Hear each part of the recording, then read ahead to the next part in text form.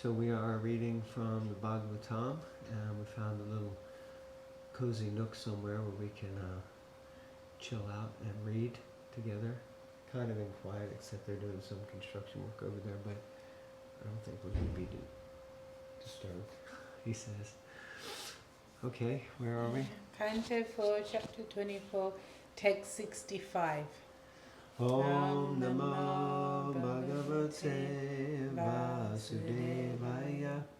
Om Namo Bhagavate Vasudevaya.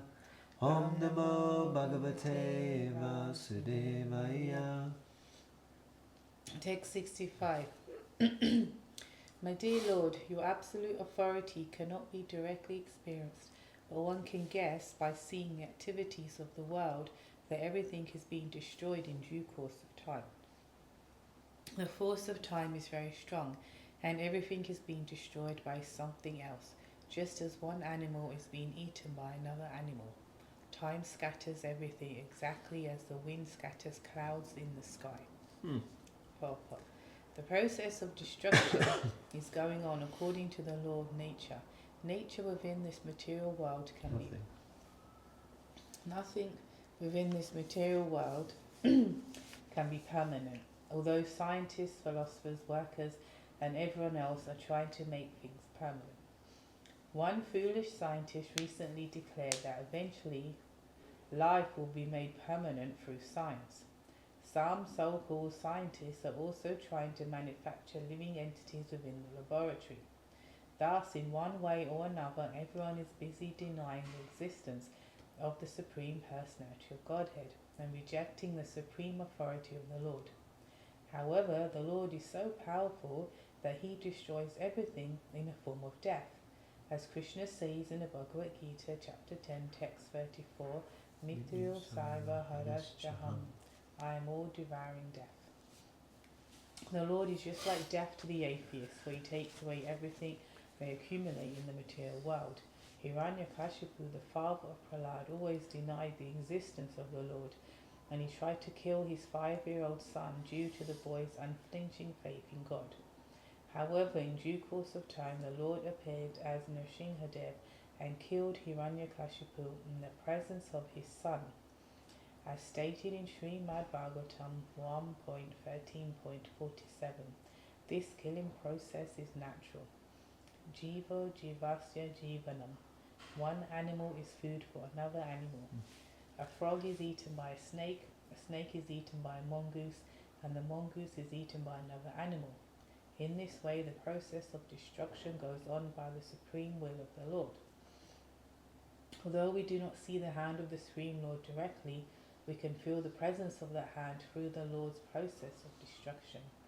We can see the clouds scattered by the wind, although we cannot see how this is being done because it is not possible to see the wind.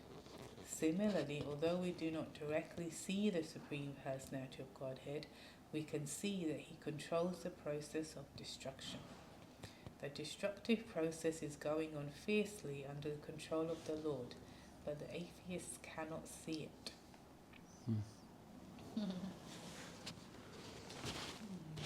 Potential spam. Potential spam. Oh. Okay. So yeah, it's interesting because the atheists see the destruction and the temporary nature of the world, and it increases the frustration, you could say, because they realise somewhere that this is all going to go and I'm going to lose whatever they think they've got, people, land, jobs, position and that. And it's interesting, in the background time just keeps, it doesn't stop, as it say, for anyone. And another call. I keep getting these calls, anyway.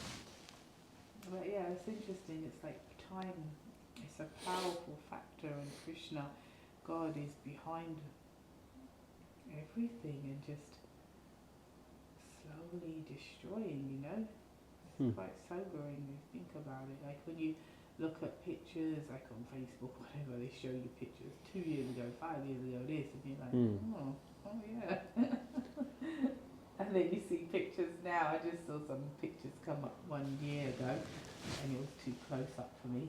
And I was like, oh my God, when did I look like that? Oh my goodness. Yeah, it's very sobering. This power of time, which is Krishna. Time I am, the destroyer of man. Destroyer of worlds, I think. Yeah, and this jivo jivasya jivanam, that one animal is simply food for another animal. I remember I never really thought about that until I read this, and I think it's in the 6th canto.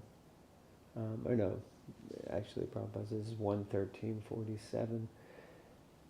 How, yeah, every living entity is just living off of another living entity, and ultimately our body goes, and as Bhagavatam explains, that then my body either becomes food for the worms, food for the jackals, food for the crows and birds, or it turns into, and basically ultimately turns into stool, because they digest it and excrement it. So, yeah, we're so attached to so many things, and this body being the primary thing we're attached to, but ultimately it just becomes food for another living entity. Text 66. My dear Lord, all living entities within this material world are mad after planning for things, and they are always busy with a desire to do this or that. This is due to uncontrollable greed. The greed for material enjoyment is always existing in the living entity, but your Lordship is always alert, and in due course of time you strike him, just as a snake seizes a mouse and very easily swallows him. Okay, interesting. Purport. Everyone is greedy and everyone makes plans for material enjoyment.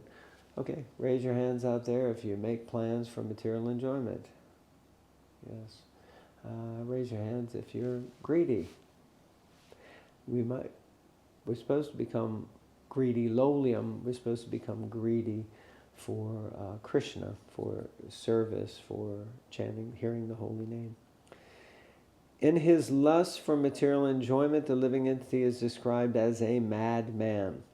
As stated in the Bhagavad Gita 3.27, Prakrite kriyamanani guna karmani sarvashaha ahankara vimudatma kartahamiti manyate.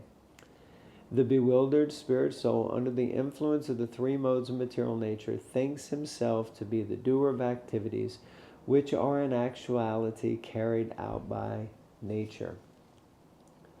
Yeah, this verse has always astonished me, because I just think I'm scratching my forehead, but actually it's only the modes of the material nature has manifested that and made that possible.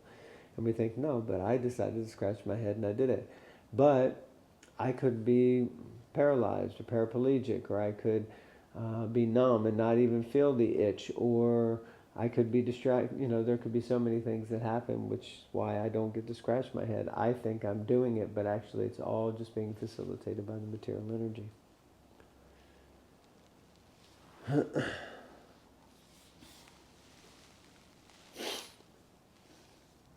Everything is enacted by the laws of nature, and these laws are under the direction of the Supreme Personality of Godhead.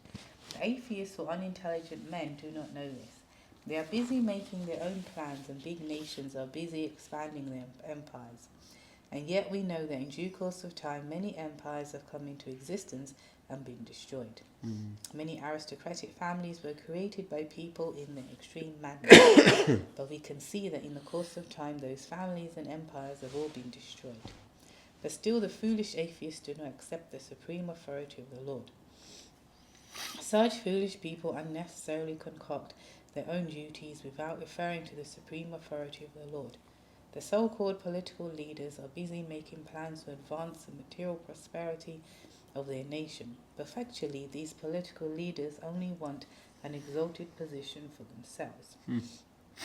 Due to their greed for material position, they falsely present themselves as leaders before the people and collect their votes, although they are completely under the grip of the laws of material nature.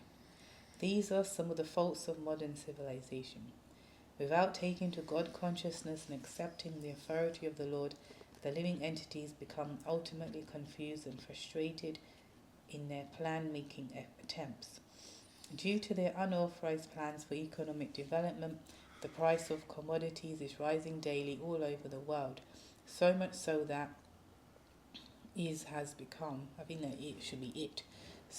so much so that it has become difficult for the poorer classes, and they are suffering the consequences.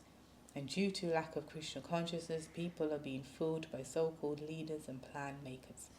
Consequently, the sufferings of the people are increasing. According to the laws of nature, which are backed by the Lord, nothing can be permanent within this material world.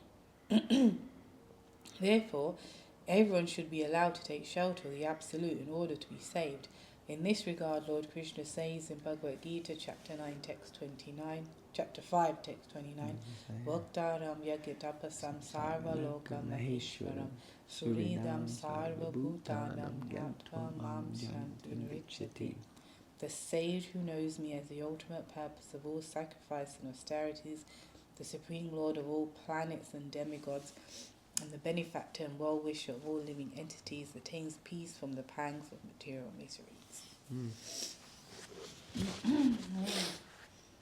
Like Prabhupada says, about big empires, in due course of time, they come into existence and are destroyed. And like growing up in school in London, there was in our history classes, they would show like the British Empire, and they would show this map, and practically the whole world, not all of it, but a majority of it was red, which meant where the British Empire was. I mean, practically like, and they would show like that the empire was that vast, which it was actually, But where is it now, you know? Where is it now? It's a tiny little island in the Atlantic off the coast of Europe. Yeah, and the irony is, although this might be a bit controversial, but now they're just fighting to protect their borders from, I think, the people whose countries they went to in the first place. Anyway. And the other thing was about aristocratic families creating extreme madness, and it made me think of like King Henry VIII and how he changed the whole course of faith in England based on what? Because he needed a male successor. Yeah, and what did he do? It's that you're the King of England and he killed so many women, so many wives. So this madness. It's madness. I mean, it is madness. It's illogical to kill someone and be okay with it, and for your own sense gratification. And the irony was, again, it was one of his daughters, Queen Elizabeth, that went on to become an extremely successful and powerful, long-reigning queen. If one wants peace of mind and tranquility in society, he must accept the fact that the real enjoyer is the Supreme Personality of Godhead.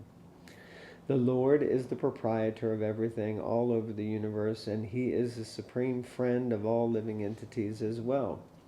By understanding this, people can become happy and peaceful individually and collectively. We have to accept Krishna. If we want to be really genuinely happy, we have to accept that the Lord is the supreme enjoyer. He's the proprietor of everything. It's all come from Him. And He is our best friend. So if we can understand this, then we can become happy and peaceful. Prabhupada says, individually and collectively. So that's quite profound. It means I'll be happy, and also in the association of others will be happy. Understanding that Krishna is the source of all spiritual and material worlds, that everything is meant for His pleasure, and He's ultimately with us all the time as our best friend here in the heart. Okay, so I think we'll conclude there. We thank you all very much for tuning in, and please keep watching Bhagavatam Bites. Remember to like, comment, subscribe. Hare Krishna.